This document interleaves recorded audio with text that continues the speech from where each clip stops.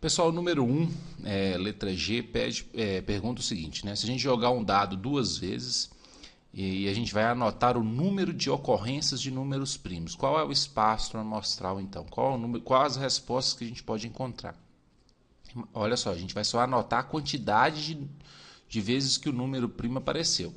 Então, os números primos de 1 a 6 são os números 2, 3 e 5. Então, esses são os números primos. A gente já viu que quando a gente lança dois dados, os números podem ser, por exemplo, se sair 1 no primeiro dado e 1 no segundo dado, vai dar o par 1 e 1.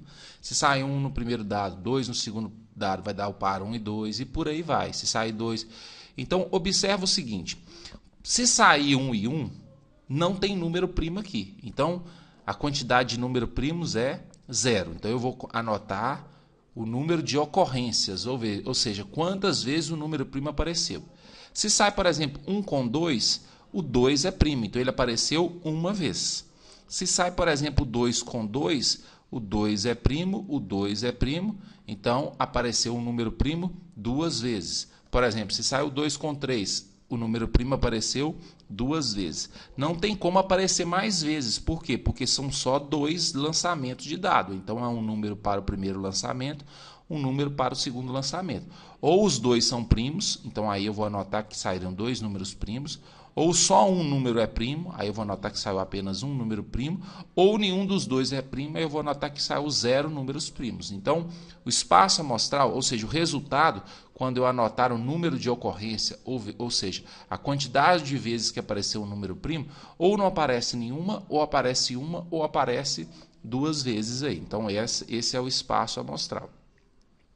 Então, selecionar ao acaso, letra H, selecionar ao acaso 3 lâmpadas a partir de um lote e observar se cada uma delas, se cada uma é defeituosa ou perfeita. Então, quando eu testo as 3 lâmpadas, pode ser que as 3 sejam defeituosas. Pode ser que 2 sejam defeituosas e uma seja perfeita, mas pode ser que seja nessa ordem. Você testou a primeira, deu defeituosa, a segunda defeituosa, a terceira deu perfeita. Mas pode ser que dê uma defeituosa, uma perfeita e uma defeituosa, nessa ordem, né? Porque o que importa aqui é a questão de observar cada uma delas. Então aqui eu tenho que analisar. Pode ser que dê uma perfeita, uma defeituosa e uma defeituosa. Então esses 3 aqui, né, são as possibilidades de você ter 2 defeituosas e uma perfeita.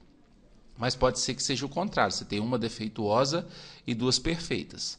Pode ser nessa ordem, pode ser que a primeira seja perfeita, a segunda seja perfeita, a terceira seja defeituosa, ou pode ser que a primeira seja perfeita, a segunda defeituosa, a terceira perfeita. E pode ser também que as 3 sejam perfeitas, né?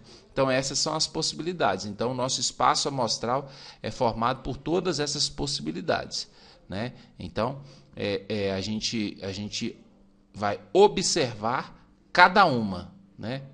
Observar se cada uma ou é defeituosa ou é perfeita. Então, as possibilidades que você tem são essas aqui, não tem outra possibilidade.